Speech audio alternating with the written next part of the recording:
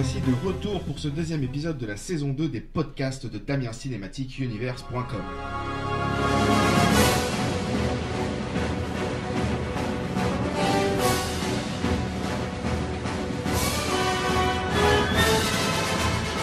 En 1989, Tim Burton a réussi à donner vie au cinéma à l'un des plus grands personnages de comics de l'histoire, j'ai nommé Batman.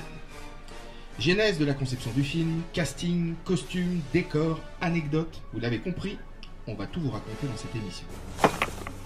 Ta vie ne vaudra plus un paix!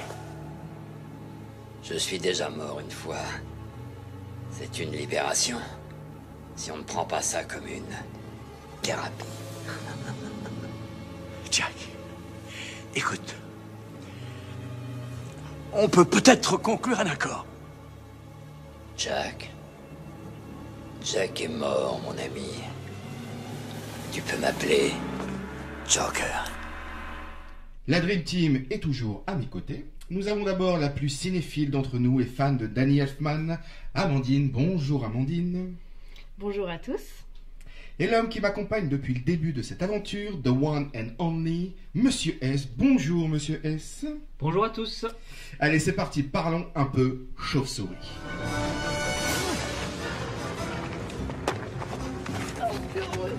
Don't kill me, man! Don't kill me! Don't kill me, man! I'm not going to kill you. I want you to do me a favor. I want you to tell all your friends about me. What are you? I'm Batman.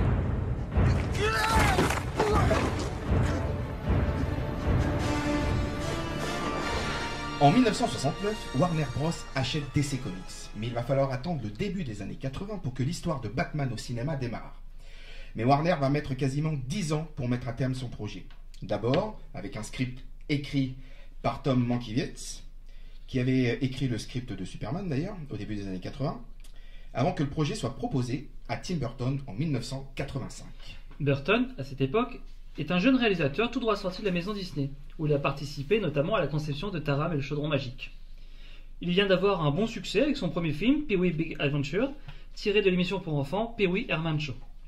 D'ailleurs, le premier film de Tim Burton est un peu particulier parce que le fameux Pee-wee Herman a depuis été accusé de pédophilie et il est en prison. Alors, je ne sais même pas s'il est encore en vie, ce monsieur. Mais en tout cas, voilà, ce monsieur s'est avéré être une grande star d'un truc pour enfants, mais en fait, c'était un gros pédo, quoi. Donc, voilà. Sympa. Et donc quand il lit le scénario de Tom Mankiewicz, Tim Burton n'est pas satisfait par l'arc narratif et l'univers utilisé. Il écrit donc un long synopsis d'une 30aine de pages en s'inspirant du comic récemment sorti Dark Knight de Tim Miller. L'angle scénaristique plaît à la Warner et valide Burton pour la direction du film. Alors ce qu'il faut savoir en fait, c'est que ce que Tim Burton reprochait au scénario de Mankiewicz, c'était son côté un petit peu gay-friendly dans l'ambiance entre Batman et Robin. Donc voilà, du coup c'était pas l'image qu'il en avait, lui il voulait un Batman beaucoup plus sombre. Et donc en mars 1986, c'est Steve Englehart, grand scénariste pour Marvel Comics, qui est engagé pour écrire le scénario final du film en gardant la trame de l'univers voulu par Burton. Pour sa première version, Englehart se fait plaisir. Il intègre le Joker et le mafieux Rupert Thorne comme méchants principaux, avec en bonus un caméo du pingouin. Le mec il met tout le monde, quoi. C'est pas tout, car en personnage secondaire, on retrouve Silver St. Cloud. Elle est la petite amie de Bruce Wayne qui découvrira son identité secrète dans les comics. Et bien entendu, le bras droit de Batman et aussi de la partie Dick Grayson, aka Robin. Alors par contre le problème c'est que Burton trouve que Englehart il s'est un petit peu trop emballé sur le scénar. Il trouve qu'il y a trop de personnages dans le script.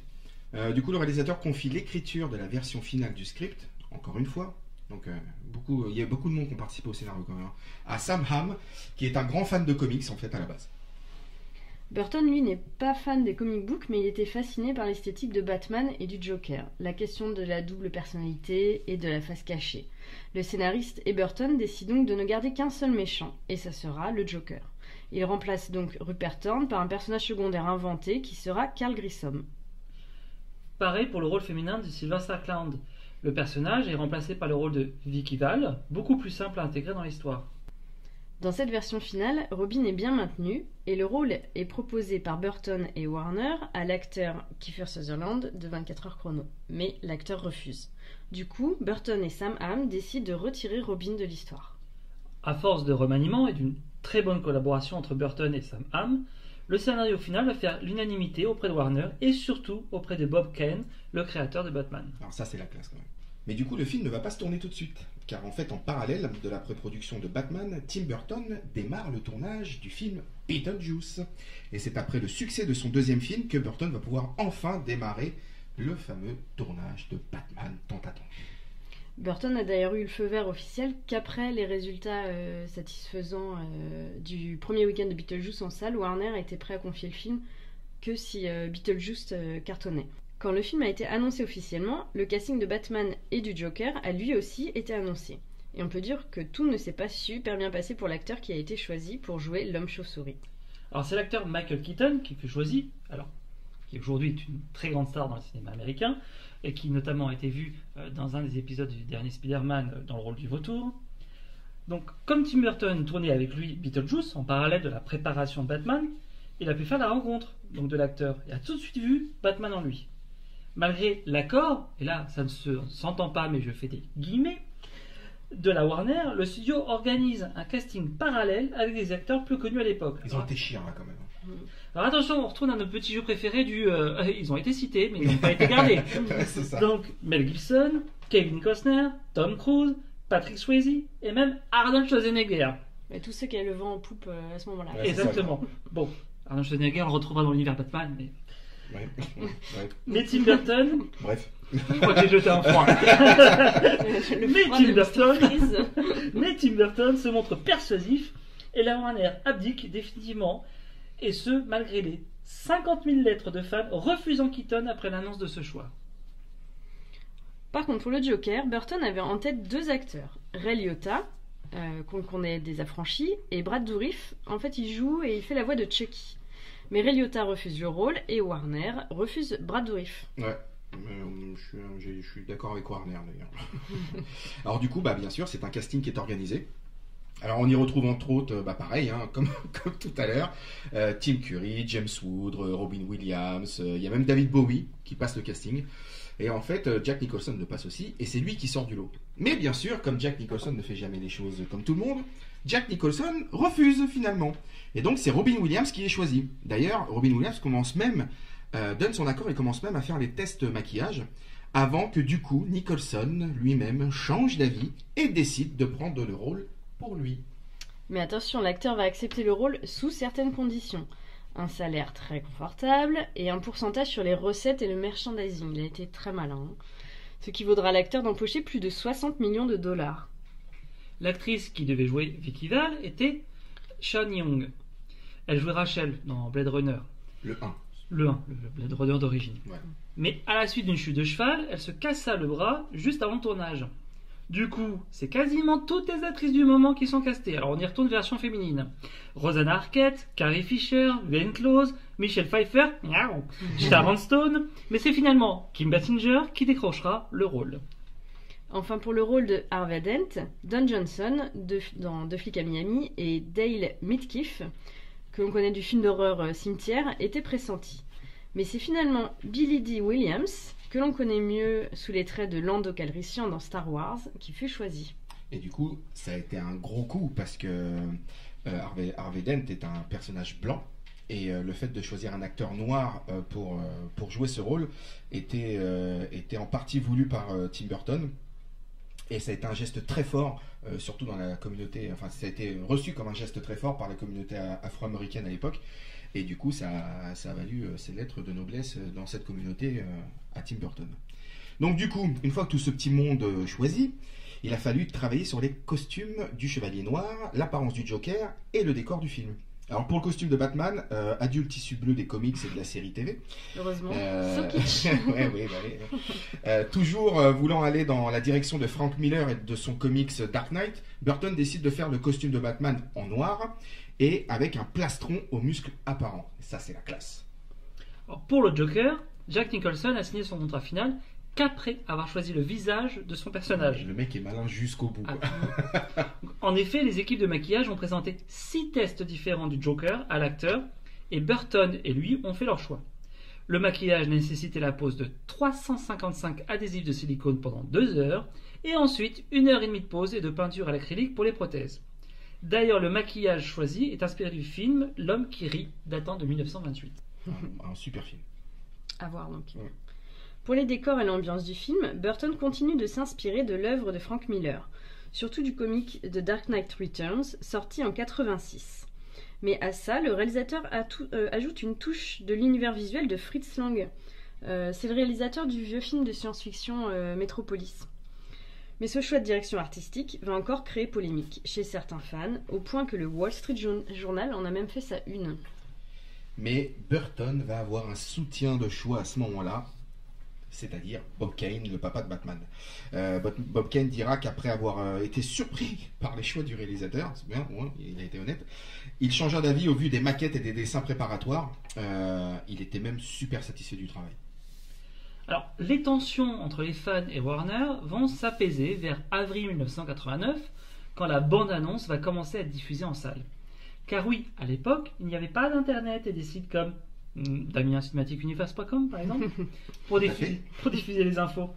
Le buzz autour de cette bande-annonce est tel que les gens prennent leur billet de cinéma juste pour aller voir la bande-annonce et ressortir avant que le film commence. Incroyable. Alors je rappelle que, bien sûr, nous sommes dans une époque où le ticket de cinéma ne vaut pas encore $15. Pour la musique, le compositeur Danny Elfman, qui est l'acolyte de Tim Burton sur nombre de ses films. Ah bon ? Oui, voilà. Pour l'ambiance du film, Elfman s'inspire, lui, de la musique du film Voyage au centre de la Terre de 1959, composé par Bernard Herrmann, que Elfman considère lui-même comme son maître. Et pour le thème principal, le compositeur s'inspire d'un air du film Les Nibelungen de 1924 et réalisé par Gottfried Urpertz. Mais Burton veut aussi des chansons en plus de la musique d'Elfman. Il demande d'abord au King of Pop Michael Jackson de composer quelques titres inédits, mais ce dernier est trop occupé par sa tournée mondiale et doit décliner l'offre. Il se retourne alors vers Prince, mais cette fois-ci pour utiliser 2 titres de l'artiste déjà existant, 1999 et Baby I'm a Star. Prince étant un grand fan de Batman depuis tout petit, demande en contrepartie de son accord de venir visiter les plateaux de tournage. Il est tellement enthousiasmé qu'il propose à Burton et Warner de composer la BO du film. Le problème, c'est que Danny Elfman a déjà commencé son boulot. Du coup, Warner lui propose plutôt de composer un album inspiré du film, dont certains morceaux seront à l'écran. Et c'est comme ça que l'album Batman Motion Picture Soundtrack sort en 1989 et sera vendu à plus de 11 millions d'exemplaires. Pour la petite histoire, je l'ai trouvé cet été en vinyle dans une brocante et j'étais trop content. Voilà. Et le clip à voir est génial. Ouais. Batman sort le 23 juin 1989 et devient le premier film à engranger plus de 100 millions de dollars de recettes sur ses 10 premiers jours d'exploitation. Il faudra attendre le 13 septembre 1989 pour le voir en France. Il fera 2 362 000 entrées chez nous et rapportera 412 millions de dollars dans le monde pour un budget de seulement 48 millions. Ça en fera donc le plus grand succès de l'histoire de la Warner. La performance de Nicholson sera saluée dans le monde entier et par beaucoup de critiques. Au point même que certains diront que sa trop grande présence à l'écran a effacé la performance de Keaton dans le rôle de Batman. C'est pas faux. Jack Nicholson lui-même dira à Esquire en 2007 « J'étais très fier de ma performance en Joker, je la considère comme une œuvre de pop art. » Bah il peut, tu m'étonnes. Alors, maintenant qu'on a raconté tout ça, je vous propose de passer aux anecdotes du film, car je sais que vous appréciez ça. Et comme ça, vous pourrez, grâce à nous, briller devant la machine à café demain matin. Alors, commençons par le créateur de Batman, Bob Kane. Il devait apparaître dans le film. Il aurait dû jouer un journaliste qui présente le premier portrait robot de Batman à ses collègues du journal. Malheureusement, Bob Kane est tombé malade avant le début du tournage et il n'a pas pu tenir le rôle. Mais du coup, on peut quand même voir le dessin de l'homme chauve-souris qui est présenté à l'écran. C'était bien le dessin créé par Kane. Il y a même sa petite signature en bas de l'œuvre.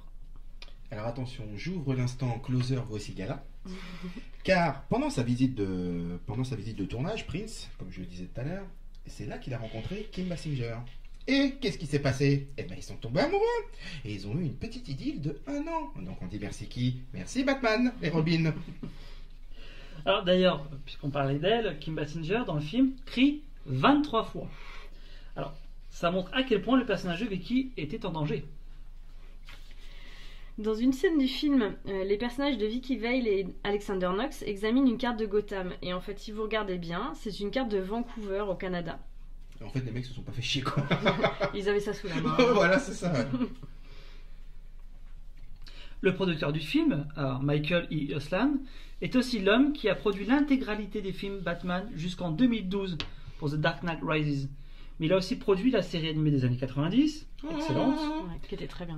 ainsi que les 2 films d'animation Batman la relève, le retour de Joker, et Batman contre le fantôme masqué, ainsi que le génialissime Batman vs Teenage Mutant Ninja Turtles.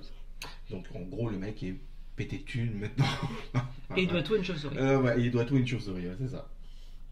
En 1992, le réalisateur Joel Schumacher a repris le flambeau pour un 3e Batman. Forcément, le rôle a été reproposé à nouveau à Michael Keaton, mais après la lecture du scénario, l'acteur a trouvé ça tellement mauvais qu'il a refusé de re-signer. Le mec a eu une des fins, moi je dis. Alors quand Kim Basinger balance de l'eau au visage de Jack Nicholson dans la scène du musée, l'acteur crie « Je fonds, je fonds, je fonds !» Bah, en fait, c'est une référence au film Le Magicien d'Oz. Et la scène où la Batmobile se dirige vers la Batcave, c'est en fait une version télécommandée et miniature, évoluant dans un décor de forêt complètement artificiel. Ah, cette version de la télécommandée, je pense que tous les gamins auraient rêvé de la voir Grave. quand ils étaient petits. Enfin, moi le premier en tout cas. Bon, sinon, on va faire un petit tour de table quand même. Hein. Déjà, vous, quand est-ce que quand hein, c'est bien ça, quand est-ce que quand vous avez vu le film? Alors moi personnellement, Monsieur S. Monsieur S, je peux vous dire que Batman c'est mon film. C'est mon film. Ah non, c'est culte. celui de Tim Burton. Non, c'est voilà, mais Tim Burton l'a fait pour moi. Ah C'est d'accord. mon- C'est mon film de chevet. D'accord. C'est ma première VHS. Mhm. Et en fait j'étais. Alors attends, 2 secondes. Pour les plus jeunes, VHS, Ah, VHS, c'est oui, oui, oui, alors, oui. VHS c'est une cassette vidéo. Hein. C'est Avant l'ancêtre le du DVD, du et Blu-ray. du streaming de Alors, Netflix. alors, le DVD en fait c'est un disque. Mais bon bref, ça va être un peu trop long. Non mais rigolez pas, j'ai des gens qui tout d'un coup me regardent en me disant c'est quoi un DVD? Mhm. Bref, donc c'est ma première VHS. Donc je suis né dans les années 80 et et en fait voilà c'est mon film de chevet, c'est mon film de référence. Batman était déjà mon super-héros préféré. C'est Batman qui a fait que je suis devenu un fan du travail de Tim Burton par la suite, donc je suis obsédé Tu par m'étonnes. toute la cinématographie de Tim Burton. Donc voilà, donc du coup c'est pour ça que je suis fan de Jack Nicholson. Enfin tout part de Batman pour moi, donc voilà c'est mon film de référence. Et il y a une scène, il y a, on va dire un rolling gag, même s'il n'y a rien de drôle, qui revient dans le film 2 fois et qui est aujourd'hui un lien qui nous unit moi, Monsieur S et Damien. C'est cette scène du fameux toi tu es mon super bras droit. Et voilà, et c'est un truc, voilà, c'est notre rolling gag à nous qui C'est nous vrai. suit depuis Ouais, bah, depuis pas longtemps. Depuis hein. quelques temps, voilà. Ouais, depuis quelques temps. 2-3 mois. Voilà, c'est Voilà. ça. Donc voilà, donc En voilà, tout cas, je dois beaucoup de choses à Batman. Quelle bromance. Ouais, t'as vu, c'est trop chou. Et toi, Amandine, du coup, quand est-ce que t'as découvert le film? Tu t'en souviens Du coup, moi, ce film-là de Batman, c'était mon premier contact avec l'homme chauve-souris, parce que je n'avais ni lu les comics, ni vu les anciens films. Du coup, j'avais pas d'attente, je l'ai reçu avec facilité. L'ancienne série plutôt, parce que c'était le premier film, donc plutôt la série.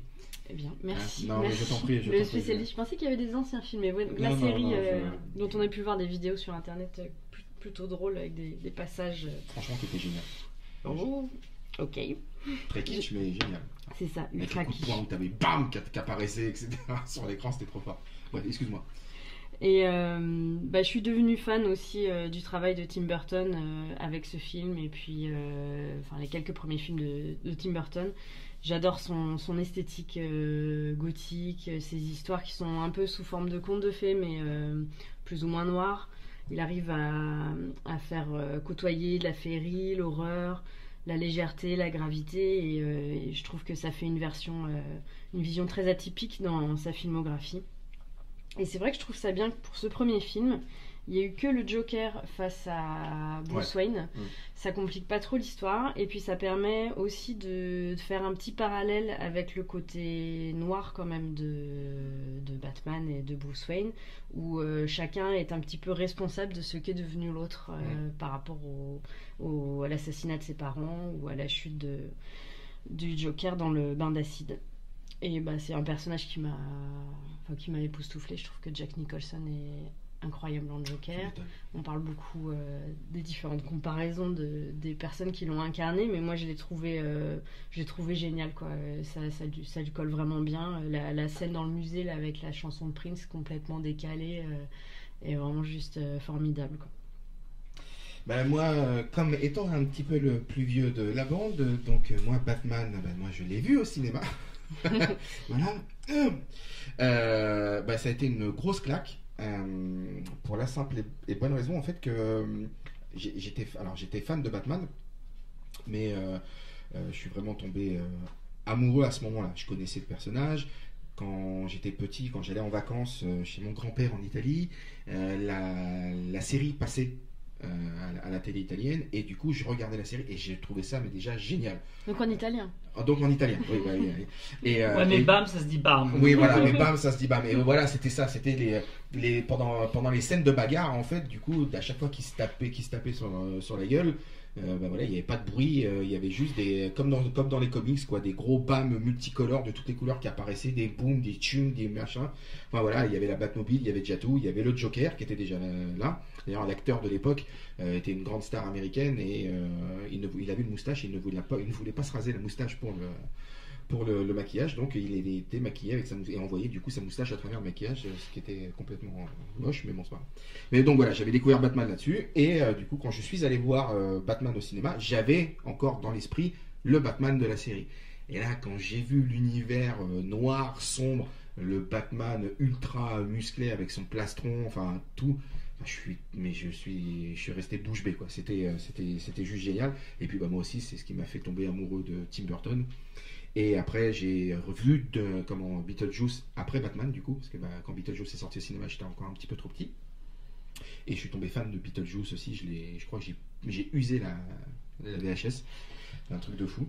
Et après, j'ai eu la chance aussi de voir Batman le défi, la suite aussi au cinéma, qui était aussi une grande réussite. Vous avez autre chose à dire sur le film ? Disons que Batman, c'est un film avec lequel on a grandi, là, tous les trois. Mais je pense que quelqu'un qui le découvrirait aujourd'hui lui trouverait, je pense, quand même un petit coup de vieux. Imaginons quelqu'un qui a vu d'abord les Batman de Nolan et qui regarde ensuite par curiosité les Batman de Tim Burton, il trouverait ça peut-être que ça manque de spectaculaire dans les combats. On sent que il manque un petit peu de mobilité dans son costume, le pauvre. Batman d'aller dans le cul quand même. Hein. Mais je pense que c'est à voir pour la curiosité, et puis parce que c'est important, je trouve, dans tout ce qui est l'historique de Batman au cinéma. Pour moi, j'ai adoré les films de Tim Burton sur Batman, j'ai adoré aussi autant ceux de Nolan, mais pour moi ils sont incomparables. C'est deux visions qui ont leur esthétique et leur dynamique propre, et deux vraies identités différentes, mais qui subliment et qui respectent aussi l'univers de Batman. Le truc, c'est que honnêtement, Nolan s'inspire à 100% du travail de Miller sur Dark Knight Rises, etc.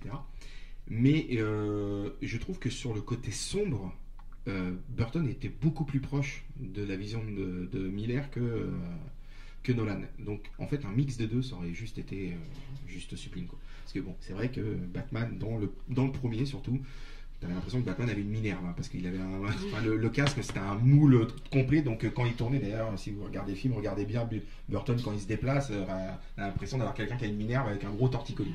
mais c'est vrai que l'esthétique, en tout cas du film, pour moi, c'est de tous les Batman qui ont été faits, même ceux de Nolan, c'est pour moi le plus beau et le truc, comment dirais-je, qui me fait penser le plus à Batman. Alors en plus, la série derrière la série animée des années 90, c'est basé directement sur le travail de Burton. D'ailleurs, la musique de Elfman est aussi la musique du générique du dessin animé. Donc voilà, c'est une continuité directe du film de Burton. Et d'ailleurs, pour la petite histoire, le Joker dans les dessins animés de Batman est doublé par Mark Hamill. Mark Hamill, en fait, est la voix officielle du Joker dans les dessins animés depuis ces années-là. Alors, moi, si je peux rajouter une chose, c'est que donc on parle beaucoup du travail de Frank Miller sur la BD, sur le comics. Et si on peut voir un trait de comparaison, c'est de voir le film Sin City, qui est aussi adapté de Frank Miller. Et co-réalisé par Miller. Ouais. Co-réalisé par Miller. Mais c'est là aussi qu'on se rend compte que l'esthétisme du premier Batman de Tim Burton est proche de l'univers de Miller grâce à ça, notamment au contraste des personnages très vifs, comme par exemple celui du Joker, par rapport au décor, par rapport au reste des personnages. Quand on n'est pas dans le noir et blanc comme dans Sin City, mais on y est presque. Ouais, c'est clair. En fait, on est que sur des tonalités de gris, et là où tout d'un coup Joker, une espèce d'éclat de couleur à travers tout ça. Quand Michael Keaton, Bruce Wayne dépose une rose pour ses parents, il y a un esthétisme des couleurs qu'on retrouve, qui est à l'origine du travail de Miller, graphique, qui est très graphique, et le point de comparaison, c'est Sin City. Donc amusez-vous un jour à le faire, visionnez Sin City, Batman de Tim Burton, et je pense que vous verrez ça s'entrechoque, les univers. Ah, c'est clair, complètement. Alors ce qui est bizarre, c'est que quand vous me parlez de Batman comme ça, vous ne me parlez pas des Batman qui sont arrivés après Tim Burton. Vous savez, celui où il y a les tétons. Quel Batman Avant celui des tétons, parce que c'est là où on commence vraiment la catastrophe cinématographique.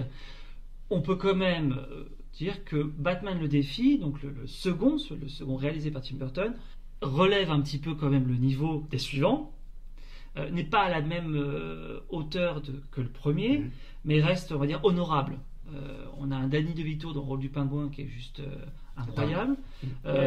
Je suis désolé, mais si on a comme base le reste de sa vie comme comparaison du Joker, Jack Nicholson, on a comme base de comparaison toute sa vie de Catwoman, Michelle Pfeiffer. Ah bah, complètement. Donc voilà, et même pour Danny DeVito d'ailleurs, ça reste, c'est des acteurs qui ont ancré leur image dans le personnage, dans le personnage des méchants de Batman, peut-être même presque plus que Michael Keaton dans le personnage de Batman, où on peut saluer Christian Bale.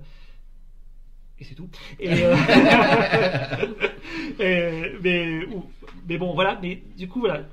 Batman le défi reste quand même un film honorable et une histoire bien construite qui était dans la continuité du premier. Après, Batman est tombé dans un pot de peinture, un pot de peinture flashy, et où on s'est dit que là, en fait, la recette pour réussir un Batman, c'était juste d'avoir des acteurs bankable dans le rôle des méchants, de pas chercher à faire des bons dialogues, ne pas forcément chercher à faire des bonnes histoires, qu'en fait les personnages allaient faire le reste. Et voilà, c'est ma façon de les voir, c'est le troisième et quatrième. Le pire, c'est vraiment Batman et Robin. Je trouve que là, ils se sont lâchés. Ils étaient en roue libre. Ah oui. C'est navrant à regarder, quoi. Mal à l'aise, les blagues sont honteuses. George Clooney passe pas du tout en Batman, d'après moi. Du coup, pour préparer le podcast, j'ai regardé Batman et Robin avec Val Kilmer. Non, Batman Forever. Batman Forever, oui. Batman et Robin, c'est Clooney. Et en fait, je me souvenais plus. Je pensais que seul Clooney avait les tétons, mais non. Déjà, Val Kilmer les avait aussi. Et j'ai été surpris. J'étais persuadé que les tétons étaient apparus pour Clooney, mais et du coup, j'ai revu le film. Et ben pour moi, je suis désolé, mais c'est autant une catastrophe que celui de Clooney. Alors, je l'ai commencé à le regarder en VF parce que je faisais à moitié autre chose en même temps. Et puis le doublage de Jim Carrey était tellement horrible que j'ai tout arrêté. Je suis repassé en VO, ce que j'aurais dû faire dès le début d'ailleurs, chez moi et mais malgré ça, enfin c'est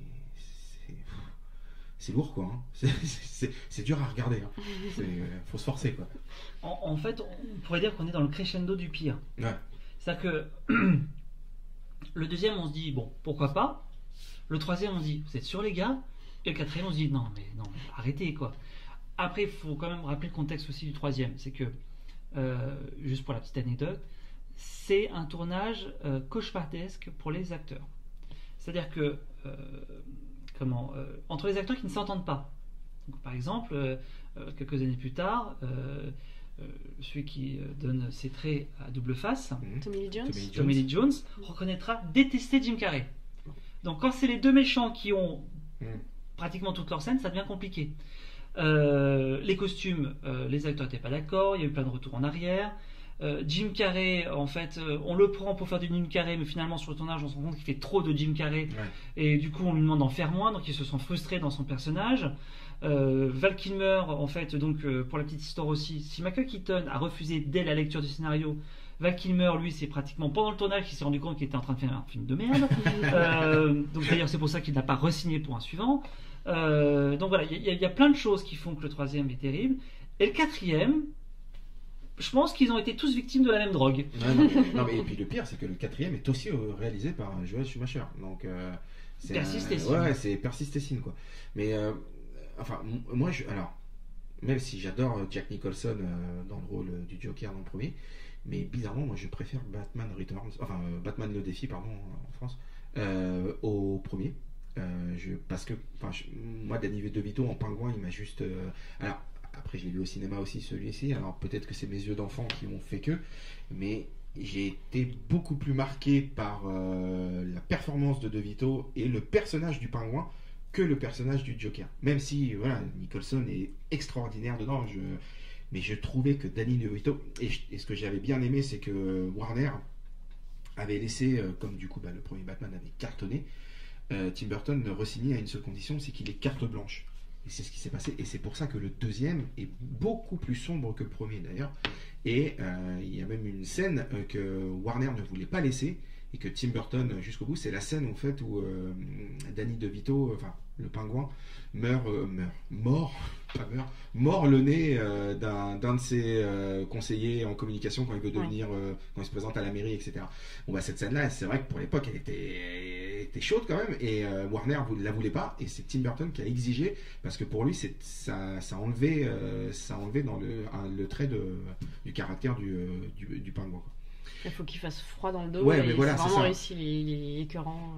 Et puis il faut pas oublier que le Batman de défi offrait un des premiers personnages badass féminins à une actrice. C'est aussi pour ça que la performance de Michelle Pfeiffer reste dans les annales. C'est que faut dire que Kim Basinger a fait son rôle de faire valoir du super-héros en premier. La fille en détresse. La fille en détresse. C'était le contrat, elle l'a respecté, elle l'a très bien fait. On lui retire pas ça. Mais quand on regarde la performance de Michelle Pfeiffer, qu'après on voit les autres, justement Batman, ou pareil, les autres Catwoman. N'en parlons pas des autres Catwoman. God bless Alberi. C'est que, en fait, juste derrière, on continue, on reprend des personnages féminins, on n'en fait rien que d'autre que, excusez-moi, mais des potiches. Même la pauvre Alicia Silverstone, quand elle. Bad Girl. Voilà, c'est juste pour mettre une fille dans le costume de Batman, donc c'est plus joli les fesses, quoi. Mais c'est ça, enfin, il n'y a pas de consistance au personnage. Donc, Poison Ivy, Matterman, la pauvre, mais c'est pareil. Après, bon, c'est aussi la tristesse des dialogues qui sont pour beaucoup aussi. Mais comment. Mais le pire, c'est qu'ils deviennent cultes. Hein. Ouais, non, mais c'est ça, mais comment. Tu te dis, mais comment. Parce que, bon. Les deux premiers de Burton, ils sont. Mais comment tu peux passer de Burton, des dialogues de Burton, à ces dialogues-là? Enfin, à un moment, il y a une scène dans Batman avec Schwarzenegger et Batman et Robin. Ouais, et George Clooney.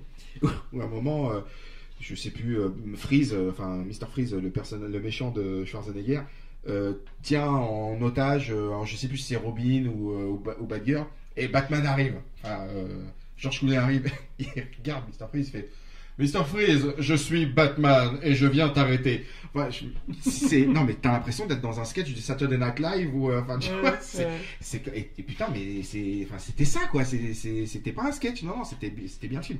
Donc franchement, enfin, c'était une catastrophe. Et ce qui m'épate, moi, c'est que Warner il laissait passer tout ça. Parce qu'après le premier, ils ont gardé le réalisateur, ils ont gardé l'esthétisme. En plus, c'est vrai, les deux de Joel Schumacher sont très colorés, c'est le carnaval, quoi.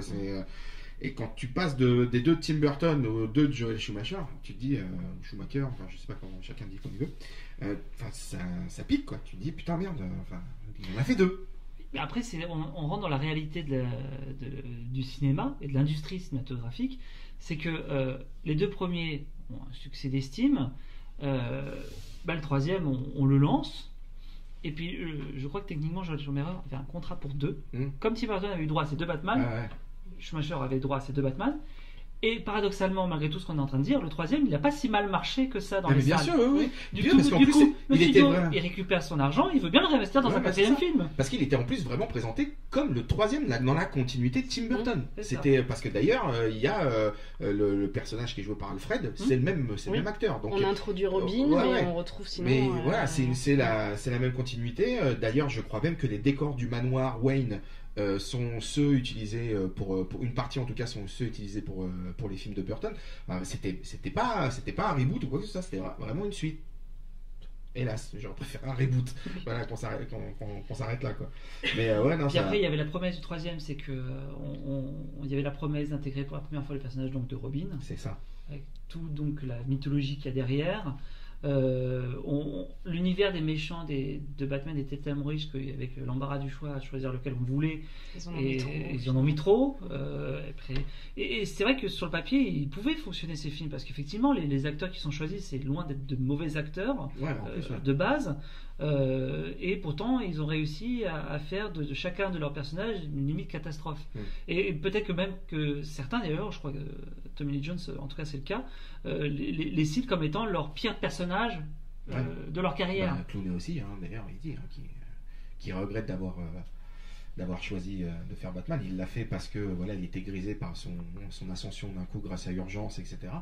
Mais il l'a regretté longtemps. Il le regrette, je pense encore. Donc non, mais c'est sûr. C'est ça quoi. C'était quand même incroyable qu'on passe de 2 films fabuleux avec un univers bien ancré, et des scénarios qui étaient bien écrits quoi. À ces 2 bouses.